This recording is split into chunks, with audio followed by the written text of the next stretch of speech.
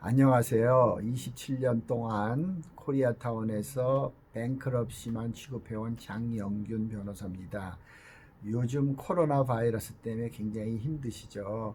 아직 사업체를 다시 오픈하시지 못한 분들도 많이 계신 거로 알고 있습니다. 다행히 정부에서 여러 가지 형태로 우리에게 지금 재정적인 도움을 주고 있는데요. 그 중에 한 형태가 SBA 론인 걸로 알고 있습니다. 여러분들도 SBA 론 많이 받으셨죠? 그 받으신 SBA 융자를 잘 활용을 하셔서 정부에 보답하는 마음으로 잘 갚으시게 되기를 바라겠습니다.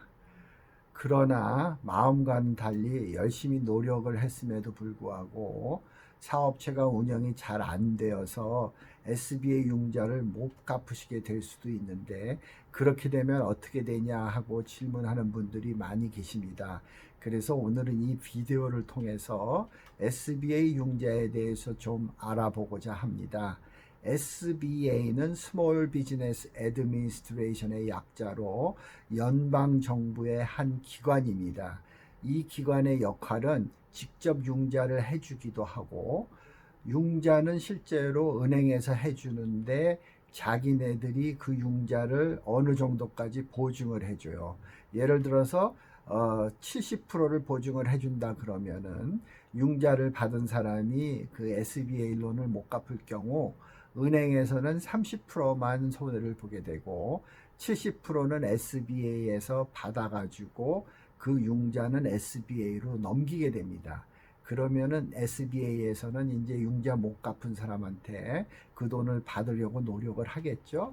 그런데 이게 정부 기관이기 때문에 일반 은행보다는 콜렉션을 하는 그 강도가 조금 강해요.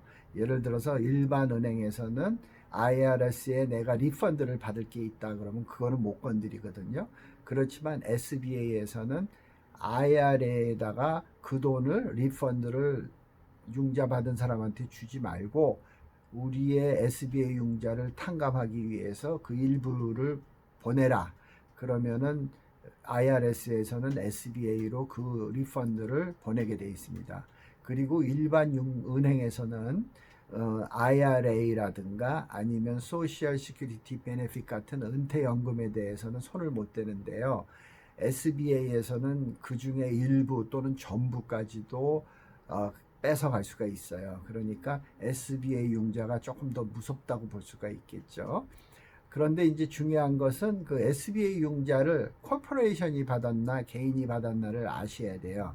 코퍼레이션은 한국말로 법인이라 그러는데 법인, 법으로 만든 사람이란 뜻이에요. 그러니까 개인과는 다른 separate legal entity라 그래서 예를 들어서 SBA 융자를 코퍼레이션만 받았다. 그런데 갚을 수가 없다. 그래서 코퍼레이션이 뱅크럽시를 불렀다 그러면 개인한테까지 책임이 넘어오지는 않습니다. 그러나 융자를 할 당시에 그 코퍼레이션의 주주라든가 아니면 프레지던트가 그 SBA 융자를 퍼스널 개런티라는 개인 보증을 섰다면은 코퍼레이션이 뱅크럽시를 하게 되면 그 책임이 개인한테로 넘어오게 돼 있어요. 그러면 개인도 뱅크럽시를 불러야만 그 SBA 융자가 없어지게 됩니다. 그리고 또 중요한 거는 secured라고 불리우는 담보가 있는 융자냐 아니면 unsecured라고 하는 담보가 없는 융자냐에 따라서 또 틀리게 되겠죠.